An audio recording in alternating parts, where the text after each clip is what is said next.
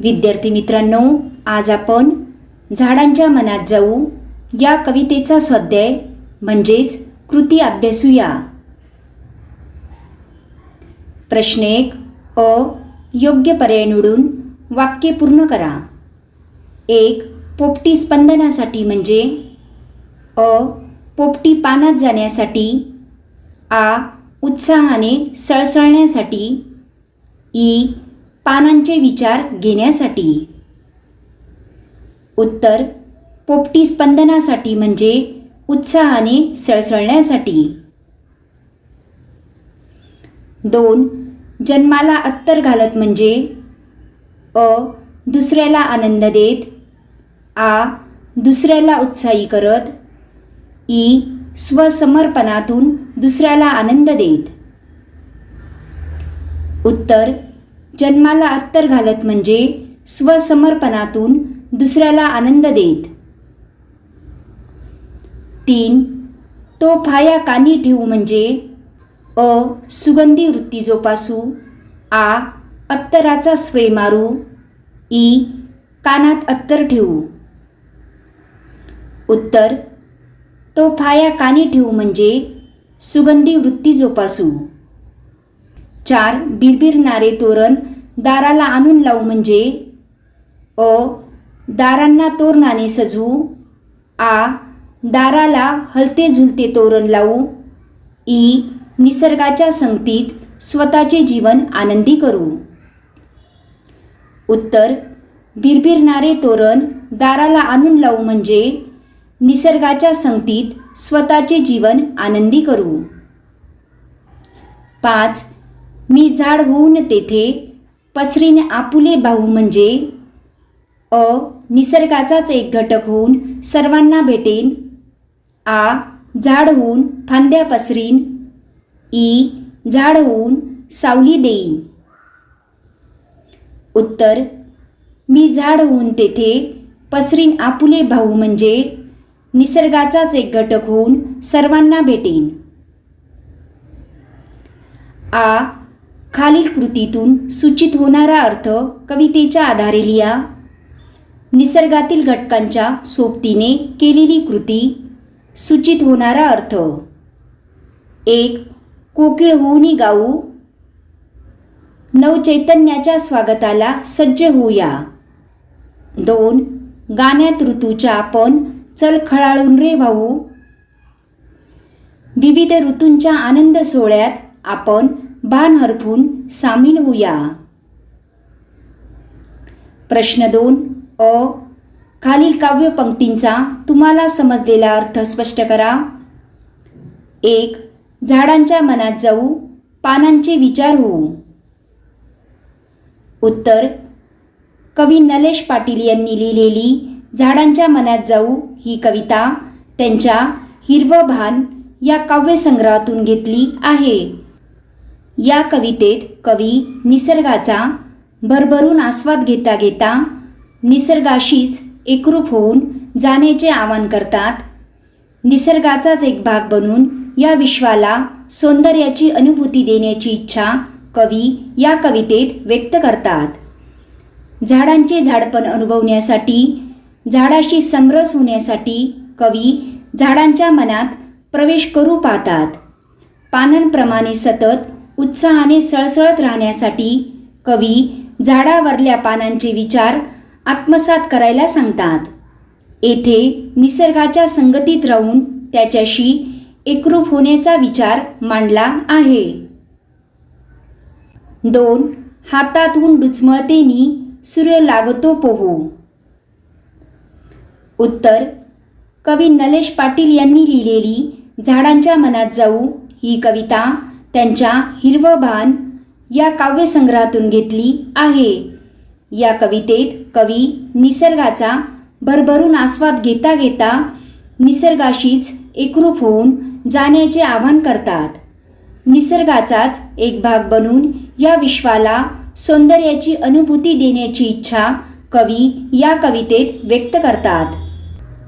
कवी आपल्या अनुभवांची ओंजळ करून त्यात विस्तीर्ण आकाश सामावून घेण्याचा जेव्हा प्रयत्न करू लागतात तेव्हा कवीला स्व विशाल झाल्याचा अनुभव येतो. आपल्या विशाल झालेल्या आभाळभर झालेल्या ओंजळीने कवी जेव्हा पाण्याची ओटी भरू लागतात तेव्हा त्यांच्या ओंजळीतील सागरात सूर्य पोहू लागल्याचा अनुभव कवी घेतात. ओंजळीतील पाण्यात पडलेले सूर्यबिंब व्यापक आशयासह कवी येथे अभिव्यक्त करतात. आ. खालील तक्ता पूर्ण करा. उत्तर. कवितेचा विषय निसर्ग सौंदर्याचा आस्वाद घेणे. कवितेतून मिळणारा एकत्रित अनुभव. निसर्गाशी एकरूपता. कवीने वापरलेली आनंदाची दोन प्रतीके. 1. भिरभिरणाऱ्या फुलपाखरांचा थवा म्हणजे रंगीत पताकांचे तोरण. 2. सावलीला पंख फुटून तिचे कावळे झाले. भाषिक सौंदर्य स्थळे. 1. फांदीवरले पक्षी की हंगामाचे साक्षी. 2.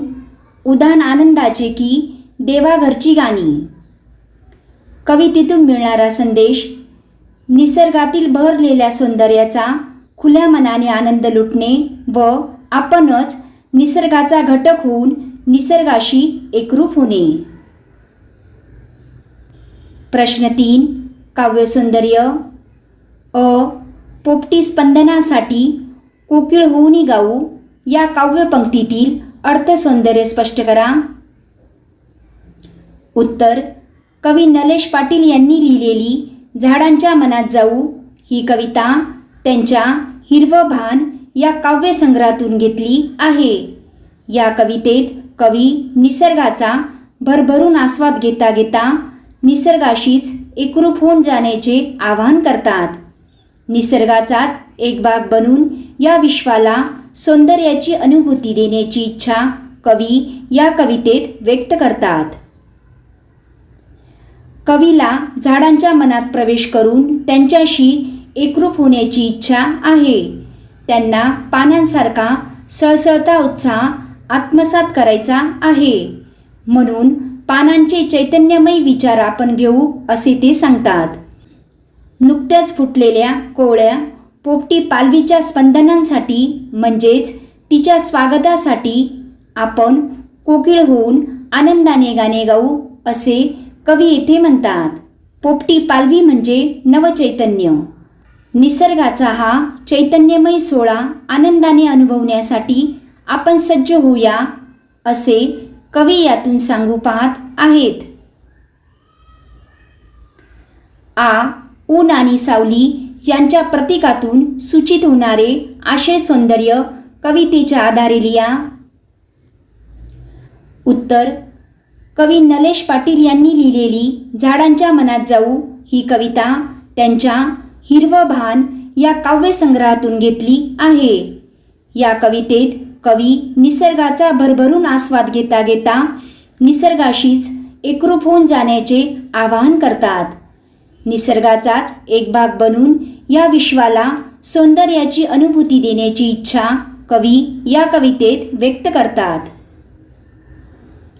कधीकधी उन्हामुळे झाडांच्या पायथ्याशी त्यांचीच घनदाट सावली पडते.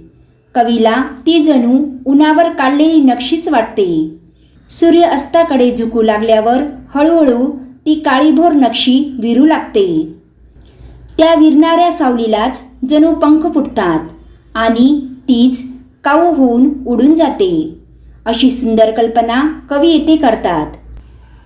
ऊन सावलीच्या खेळाचे चित्रदर्शी भाषा शैलीत वर्णन करून कवीने आपल्या डोळ्यांसमोर बोलके निसर्ग चित्र हुबेहूब उभे केले आहे. ई. डोळ्यात झरायचे पाणी या शब्दसमूहातील भावसौंदर्य उलगडून लिहा. उत्तर. कवी नलेश पाटील यांनी लिहिलेली झाडांच्या मनात जाऊ ही कविता त्यांच्या हिरवं भान या काव्यसंग्रहातून घेतली आहे. या कवितेत कवी निसर्गाचा भरभरून आस्वाद घेता घेता निसर्गाशीच एकरूप होऊन जाण्याचे आवाहन करतात.